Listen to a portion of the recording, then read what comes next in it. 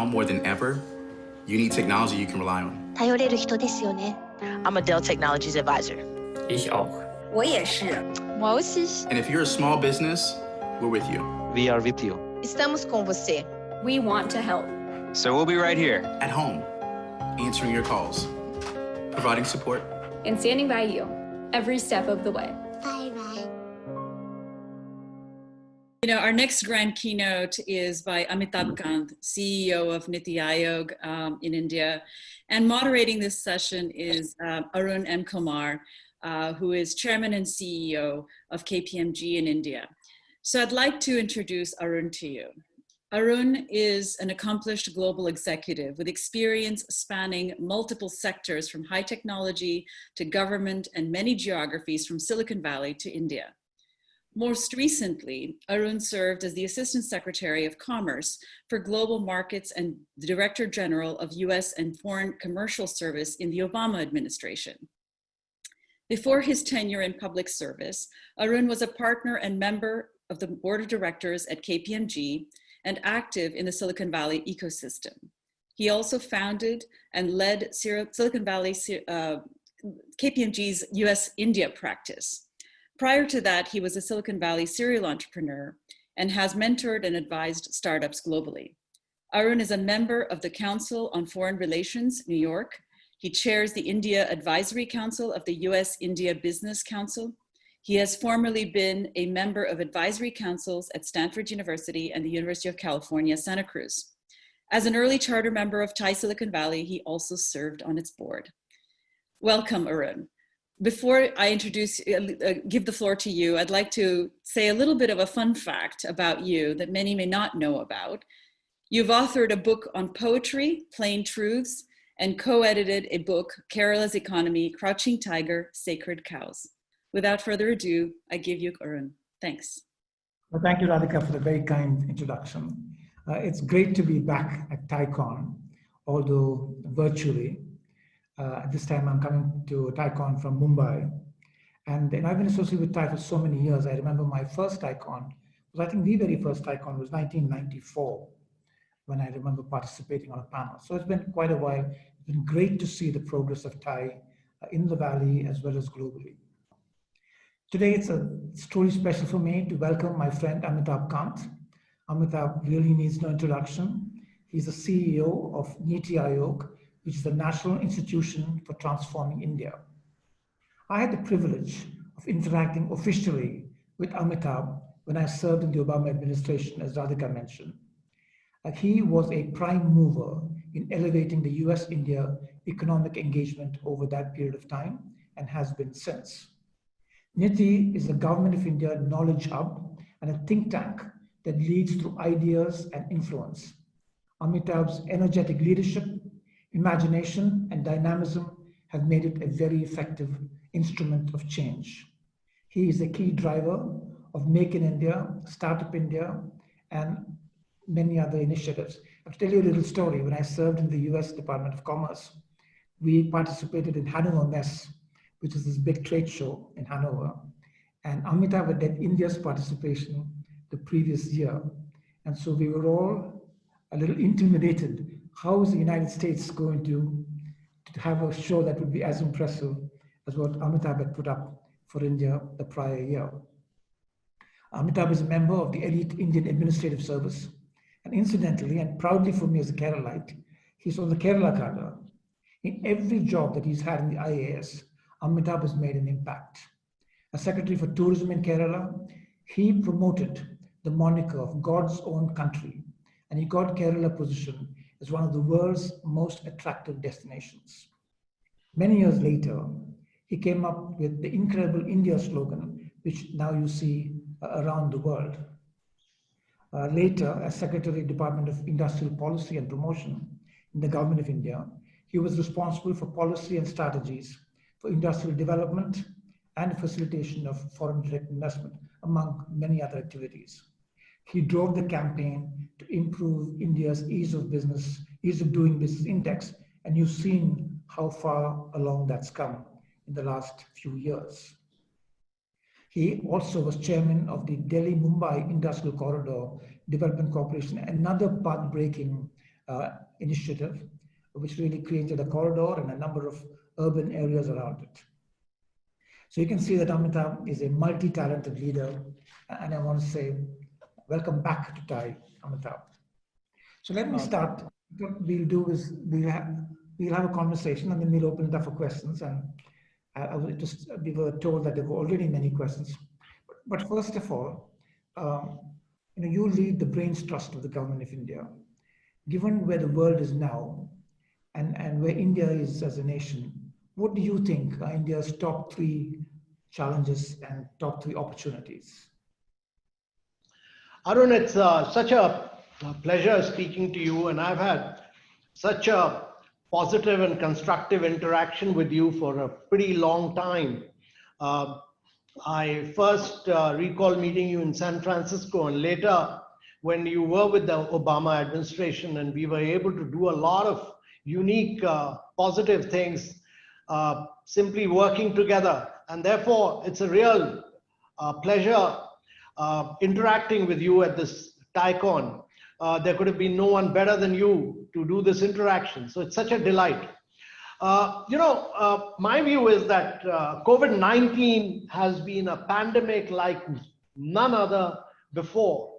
It's just to give you the size and scale of it, if you'll go back to the 2008 crisis, the global decline was just 0.1%. This COVID-19 crisis already, we are down by about 5%. And this means that globally, we've lost about 12 trillion. And that's 50 times more than what had happened in 2008. So the sheer scale, the global reach, and the impact of the economic and societal upheaval caused is just phenomenal. And countries across the globe are feeling this impact. From economic perspective, the most vulnerable seem to be at risk the most.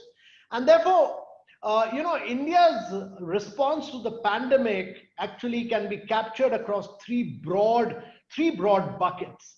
I think firstly, a focus on what we term as Untitled. How do we uplift the weakest, those who've been the real weakest for the past several years? B, focused hand-holding in the immediate term, and C, planning for the future. And I think therein really lies both the opportunities and the challenges for us across these 3 themes. The last few months have seen very increased openness and adoption of technology. And my view is that India must use technology to leapfrog, and the Prime Minister actually just yesterday interacted with a lot of tech experts on how to create products which will take India into the post-COVID era. We've seen healthcare has remained the most intuitive sector for rapid technology adoption. And given the potential to solve complexities and bring in efficiencies much more than in the recent past. The other thing is that PM has given a clarion call to make India Atmanirbhar or self-reliant. And this does not mean that we are talking about anti-globalization or isolationist. It means developing India as the preferred playground for economic, financial, and manufacturing activities. It's about being an integral part of the global supply chain and actually using the domestic market to make a quantum jump into the global markets. My view is that leveraging AI, artificial intelligence for the greater good for addressing Indian problems is the third big opportunity that India has. And this is a US $1 trillion opportunity and will help address India's some of its biggest challenges. Our challenges are healthcare, education, agriculture. And enabling these 3 themes is where our biggest challenges will be. And these, to my mind, need to better match the skills of our available resources with available jobs.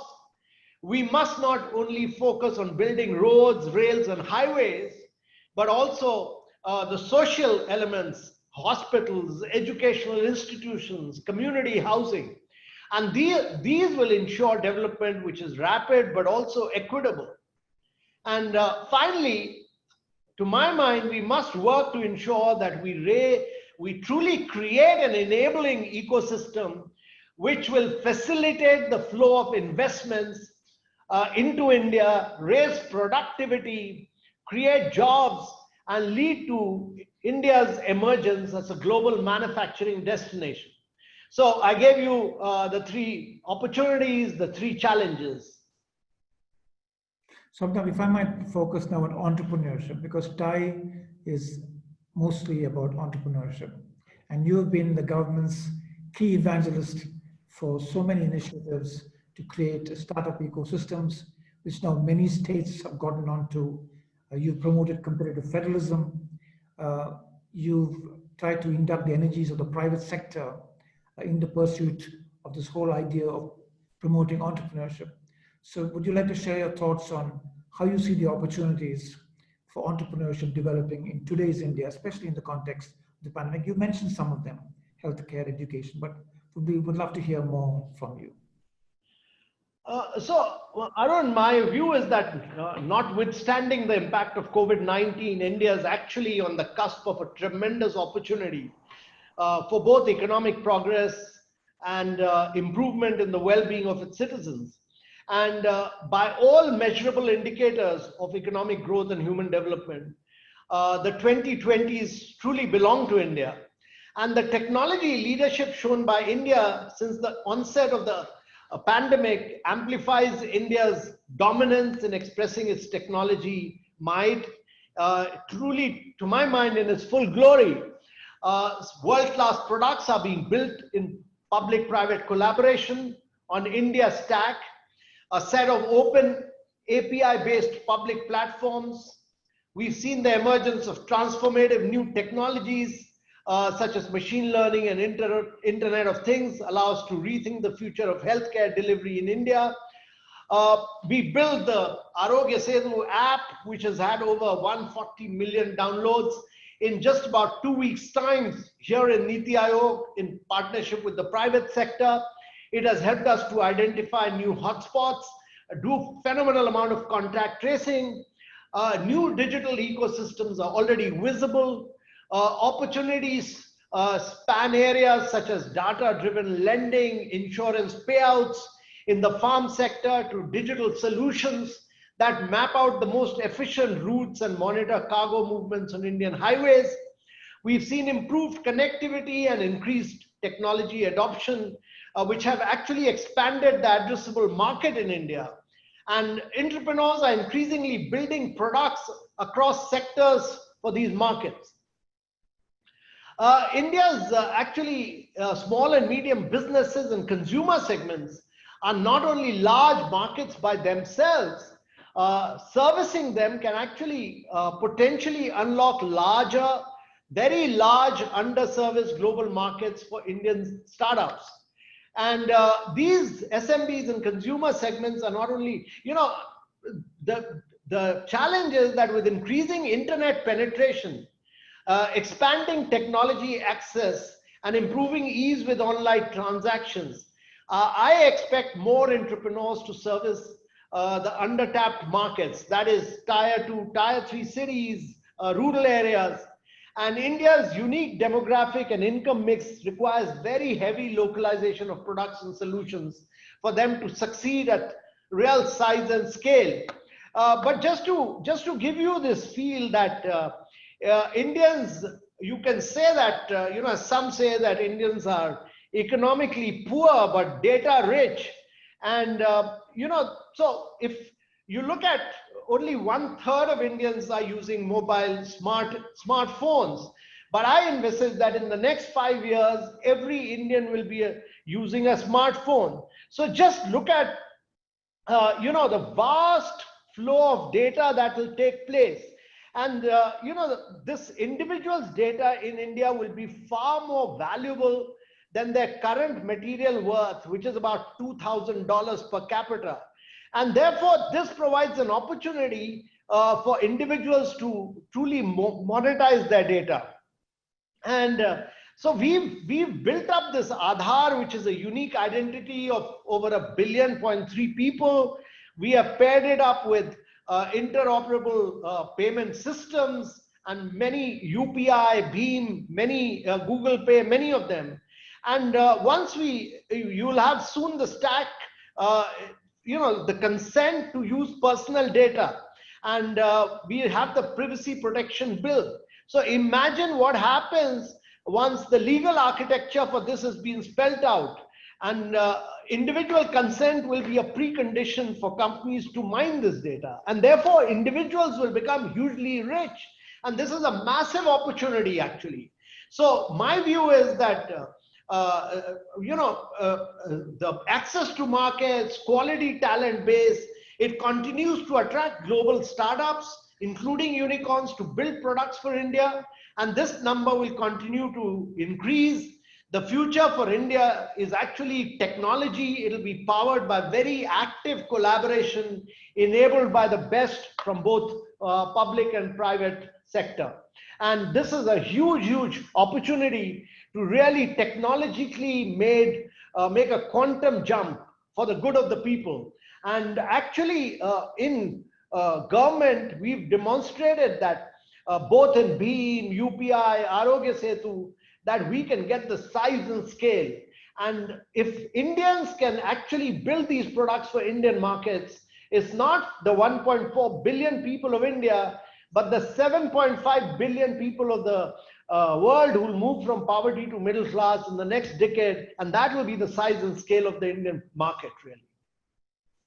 So you touched on the internet economy, which is definitely one of the most exciting stories in India. 500 million people or so, as you said, 1/3 of the population with smartphones. And I just hearing that the way to access the Indian population for consumer products is moving more and more towards the internet.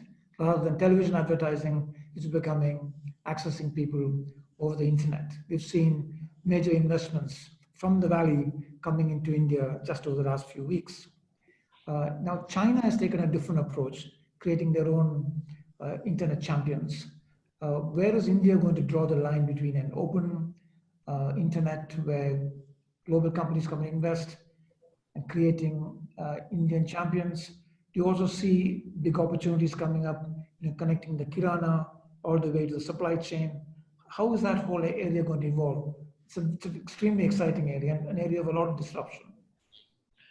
So Arun, we are an open society. I mean, we've allowed foreign investments to come in, and we are not closed like China, which shut off the world. I mean, China shut out Google, it shut out Facebook, it shut out Twitter. We don't do this. We allow everybody to come into the Indian market and compete. And we've allowed Indian companies to compete with them. We've allowed, I mean, you will see in the coming days, I mean, much like both Google and Facebook have invested in Jio, you will see investments flow into many, many more Indian startups in the days to come. And actually, it has already flown in. And I personally feel that there is a much closer, technological proximity between Silicon Valley and Bangalore rather than between Silicon Valley and Washington. And therefore, this debate about if you look back far enough beyond the internet, as we know today, this debate of open versus closed internet ecosystem has been going on ever since the internet first started to hit the mainstream in the late 80s and early 90s. And key innovations and breakthroughs of humanity have largely been driven by the decentralized, open, and accessible nature of the internet. And whether it's ensuring net neutrality or schemes and programs aiming to provide internet connection and mobile phones to each and every individual, the focus to my mind, of the next billion users has shifted so firmly and irreversibly to India. And we are strong in our resolve to keep the internet open and accessible to all.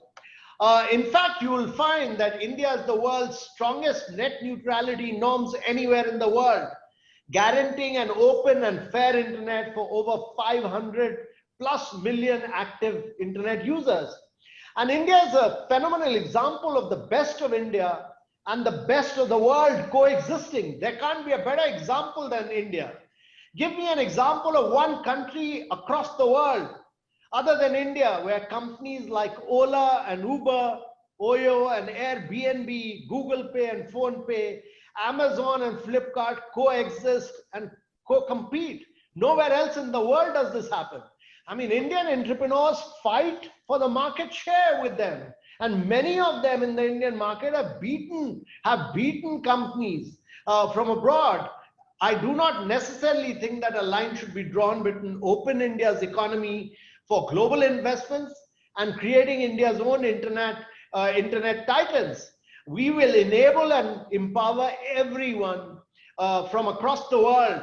We will empower each one of them who's coming from abroad to build for India and to build from India. India is a very vast market. It's a huge market, and we welcome everybody to come and build for India. So now I've heard from many venture capitalists. No, and I wanted to say a little more that because having said that, we are clear on the aspect of data sovereignty. The data generated in India across various technology interventions actually, other than commercial data, we feel that data of individuals belong to, the people of India. And therefore, the data generated by the public has to be protected and cannot be harvested for free. And as I said earlier, that already a third of India is using smartphones, and which has 10x power when generating data. So this segment will only grow exponentially, and it will create probably the largest market for data in the world. And therefore, I've always maintained that an individual's data in India is far more valuable than their current material worth.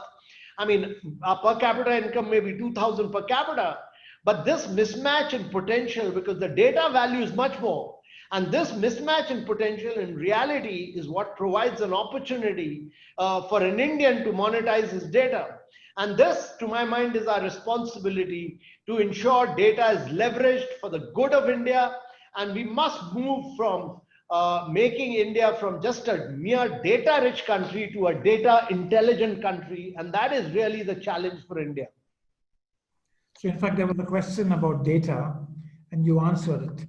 The question also said, is there something like GDPR? And actually, you mentioned the privacy law coming up in India. Yeah, so Arun, a lot of work on this has been done, and we've had some committees. We had the Justice Sri Krishna committee report. We've subjected to a lot of public debate and discussion. We've separately had two reports, one by Nandan Nilekani and recently another one by Chris Gopalakrishnan. We've drafted our laws and they are being subjected to debate and discussion in the parliament. We are, once this, you have this privacy law, data privacy law, it's still in its stage of parliamentary discussion. So I would prefer that a final call on this is taken by our legislators. But I've moved into the questions. So the question about PSUs being the largest buyers, but they continue to avoid buying from startups by making it very hard to qualify and compete. Some have apathy, some want to buy but are scared of vigilance. What can be done to change the mindset of the PSU entities in this regard? So Arun, one of the key things is that this government has said that up to US $200 million, procurement will have to be done from startups and from young entrepreneurs. This is part of our Atmanirbhar Bharat thing. Secondly, I think the government has clearly said that the first choice, all tenders should be opened up to startups as long as they are able to produce a good which is of quality, it should be procured by the public sector enterprises. Secondly, from our Department of Industrial Policy, we have had a guideline which indicates that we should push for procurement from our startups. And I'm a long-term believer that if the startup market has to grow and expand, then government has to be the first buyer, the government has to be the first buyer, and the government has to be the first buyer, because the market is really the key. They do many innovative things, but those innovative products have to be recognized by the government first, and the market needs to be built up for our startups. And we'll fully back our startups to the hilt as far as they are producing goods which are of quality standards. Thank you. So there's a question here on how can one access Niti Aayog, NDMA, etc., to offer new technology solutions that have been developed for mask detection, social distance monitoring, auto temperature detection, etc. So the questioner has some innovative solutions in the COVID situation. Whom should he reach out to? So take my email. It's amitabh.kant@nic.in. Send me the mail. I'll act as your friend, philosopher, guide, and I'll put you in touch, because a lot of innovation has happened across several agencies. Some have happened through, CSIR, which is the Council of Scientific Industrial Research, which has 34 labs. Some have happened through our biological institutes, many of them. Some have happened through government enterprises, and I'll be very happy to put you across immediately to the concerned agencies. Our objective is that every single product which has been developed must be commercialized. And many of our Indian companies have done this task, but we'll be very happy to support you in this endeavor. We want many more enterprises to work with the research and development work which has already been done in India. So I am there for you. Thank you. Question on what proactive measures and initiatives can be taken to bring talent, skills, and resources, technology and other, to make such resources at par in India with those in Silicon Valley? Arun, my view is that the important thing is to create the right ecosystem. And a couple of things we've done is to bring our tax level to the lowest in the world. We are on par with Ireland, and that is at 15% for new enterprises, 22% otherwise. And therefore, we've created the best possible ecosystem as far as taxation is concerned. No exceptions, no exemptions to the rule, but that is very low rate of tax regime, corporate tax regime.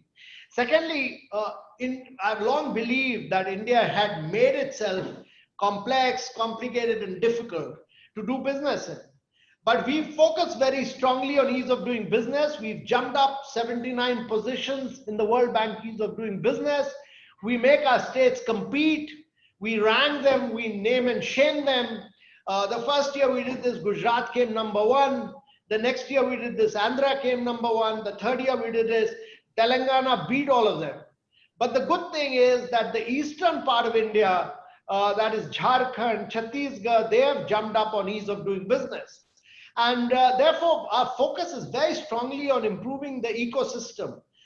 Make it easy and simple for people to come in, invest, create wealth, and therefore we've opened up a foreign direct investment regime. We are one of the most open FDI regimes in the world. And, we have pushed almost 97% of our foreign direct investment comes in through the automatic route. So our objective is that make it simple, make it easy, open the economy, create world-class infrastructure, and allow people to just invest and create wealth for themselves and for India. That is the best ecosystem within which.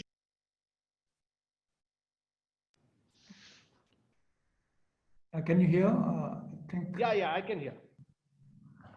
So there are many questions, so unfortunately, we are coming to the end of our conversation. But I want to ask you a more broad question, because you're a person who is changing India through the power of ideas and imagination. How do you make that vision translate into reality? What is the change management approach? Because in every organization, this is a challenge. How do you actually make those ideas implemented? How do you get the execution done? So what is your approach? So Arun, my view is that one must have a single-minded pursuit, and the single-minded pursuit is to make India grow at high rates over a 3-decade period. The vision must be, and that must be the vision of every single Indian, that you need radical reforms across sectors. You need reforms across agriculture, which have been done incidentally recently, the post-COVID era, and during the COVID, you've seen some radical reforms, mining, coal, the definition of MSME. Look at agriculture. This reforms were pending for over 5 decades. Suddenly, the Essential Commodity Act has been done away for a number of commodities. We've done away with Agriculture Produce Marketing Control Order. You need not sell in a mandi. You can sell anywhere in the world. So imagine the transformational effect. I'm a farmer in Bihar. I have access to prices on banana of what is prevailing in the United States of America and Latin America, and I can transact business at the click of a mouse now, unlike forcing me to go to the mandi. And therefore, I envisage that our farmers will get about 20x more for all their produces in the days to come. They will do more value addition. And actually, agriculture will be the transformational force in India. I also envisage that India will see a huge transformation in health and education. Our learning outcomes will improve. We'll have our doctors, our medical students go out to all places, to Russia, China, all kind of places to study. We'll open up all this, and you'll suddenly have a vast number of doctors in India who will go and work in their districts. And therefore, this complete imbalance of demand and supply that we had created by regulatory means are all being vanished away. They're all being done away with. So once you undo controls, the vision is that India must go through radical transformation. It must have radical reforms, which this government is pushing for. It must have innovation at its heart. It must push for new startups, and it must push for size and scale of manufacturing. And you will see India growing at about 9 to 10% over the next 3-decade period, year after year, year after year. And that will enable you to lift vast segments of your population above the poverty line and transform India. And the key factor of this will be creating world-class infrastructure. That is really the key. So we have some more questions that have come in. One is about how can India take advantage of the China situation in terms of manufacturing. But there are some challenges. Challenges are in India, they don't have chip making or even very good PC board making. So what is the plan or the approach, or what do you see happening for India to step into a China plus supply? So Arun, one of the key things that this is an opportunity for India and for many other countries really to build up their own supply chain, and to make India also a very integral part of the supply chain. So 3-4 things that we are trying to do. One is that we've looked at several sectors. You can't be a champion in everything. There are some things you need to import, but you can decide what are your core competency areas. So India has looked at, studied, examined certain areas where there are key competencies. Like for instance, we've looked at mobile manufacturing, we've looked at electronic manufacturing, we've looked at medical, pharmaceutical sector where India is already a global champion. And if it wasn't for India, the world would not have got medicine at the right price points. We've looked at auto components. And what we've introduced in some of these areas is a production-linked incentive scheme. That is, you produce more. We'll keep supporting you for the next 5 years. And this is what we've done. And that has led to several big companies, including Apple and etc., to push their manufacturing in India. And I envisage that we've seen a huge amount of investment in recent times in India. In massive investments has come into India recently, largely in the tech digital area. But I envisage you'll see a lot of manufacturing in electronic sector, in medical devices and pharmaceuticals. All of that is going to pour in the next 6 to 8 months. I have a question on how is Niti Aayog helping Indian origin entrepreneurs who want to build products or services to solve problems in India? Also, we are really acting, Arun, as we have an Atal Innovation Mission here, which supports over 5,000 tinkering labs across India in schools. We actually provide, robots, 3D printers, artificial intelligence to students from 6th standard onwards in these schools, and we support over 100 incubators. But right now we are acting as a tech garage for India. We are working with private sector to build products of tomorrow. So we built Aayog Setu app. We are building a mobile employment exchange on which Prime Minister interacted with the product guys yesterday. We've came out with the telemedicine guideline. We're coming out with a new app on telemedicine called Swast. All this will drive India. And these are new cutting edge areas where private sector will be the innovator and government will provide the size and scale. We'll handhold them to provide the size and scale. And that is what we'll do, just like what we did to Aayog Setu, that it was the fastest app in the world to reach 50 million. It is the fastest app to reach 100 million. And we will do this with many other products in the days to come. So anyone keen to work with Niti Aayog, I invite them, and I'll again repeat my email ID. It's amitabh.kant@nic.in. Get in touch with me. We'll be very happy to partner you, to collaborate with you and handhold you. So Amitabh, you mentioned the changes in the agricultural situation, the agricultural market. I mean, that is really one of the most important reforms in recent times. Enormous reform that should unleash a lot of energy. So what is your sense of the possibilities for enhancing inward investment in that sector, in the agricultural sector? So Arun, I think this is a transformational reform, and I've been thinking of this. It's actually a revolution that has taken place in India's agriculture policies. We finally have given freedom to our farmers, and the need for reforms was very clear in 2003 when the first model APMC Act was released for states to adopt. Yet there was no action.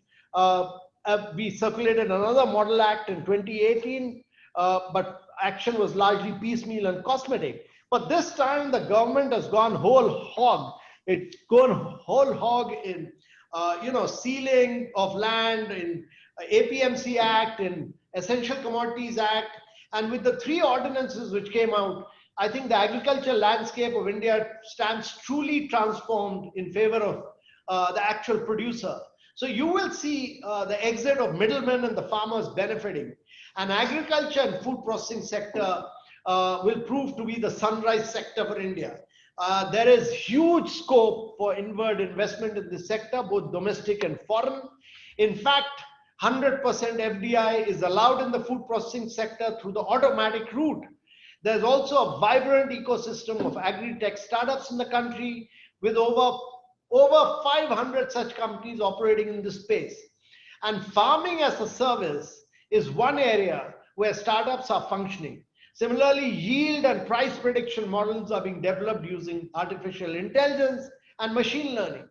And to my mind, agriculture sector is ripe for technological transformation, and people can come and use India's ever increasing digital footprint.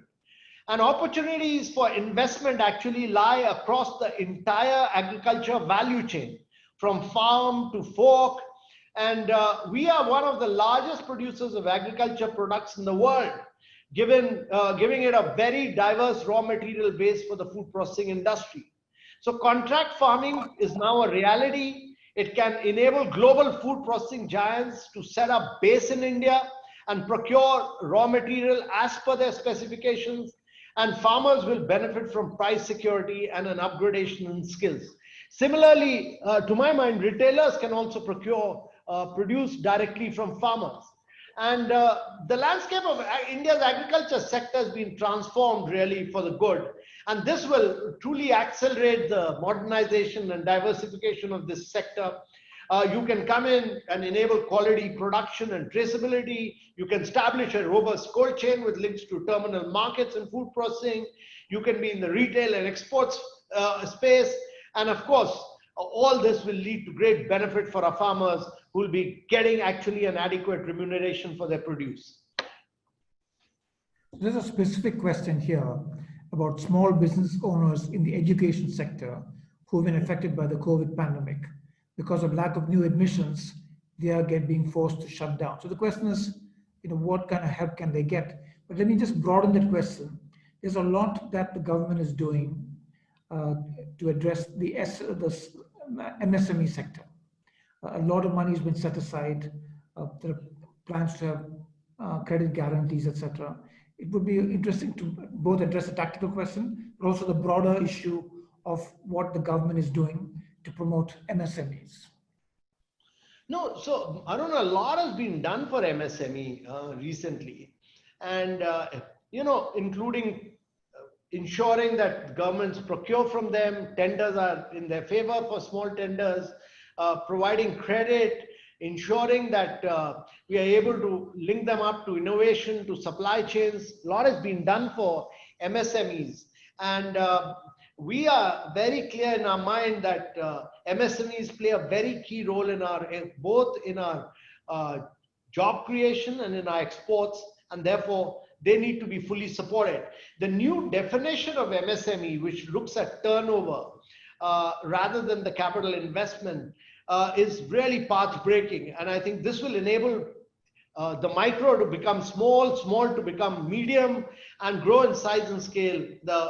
The upper limit has also been taken up to 250 crores, and therefore you will see many medium scale companies actually increasing their size and scale in due course. They'll all be working on new technologies, and we are here to fully support them in this endeavor. So, Amitabh, you'd mentioned the topic of infrastructure. It's an area that you've done a lot of. I mentioned the Delhi-Mumbai corridor and smart cities developed around it. So in that area, today, because of the stresses in institutional financing in India and related reasons, the quantum of private investments in key public infrastructure projects like energy and transportation have actually ebbed. What are your suggestions for reviving these investment flows? What do you think should be done to create a more robust reward and risk sharing system for PPPs in the Indian infrastructure space? So Arun, if you go back to the Great Depression, actually President Roosevelt had then lifted America against the advice of many economists by focusing on infrastructure, and it was deficit financing as its best to create world-class infrastructure. And therefore, my belief is that in this moment of crisis, India should actually spend on roads, on highways, on airports, and create really top-class infrastructure. And if you spend this, you will get a lot of revenues over a period of time, and you'll give a massive fillip to your economy. Because one of the key things in India is that while we've created the national infrastructure pipeline, and which is about envisages 22% of the 100 lakh crore investment to come from the private sector. The rest of it is coming from the government, center and state.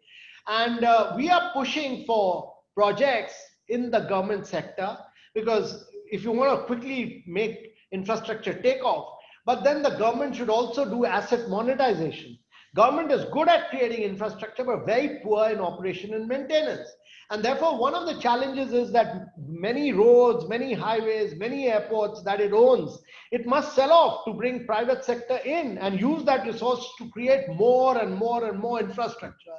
And whatever it does, it must create world-class infrastructure. And we're also building up a very robust risk-sharing system for PPPs. There's been action on the dispute resolution front. The Commercial Court Act has been, we have the Insolvency and Bankruptcy Code.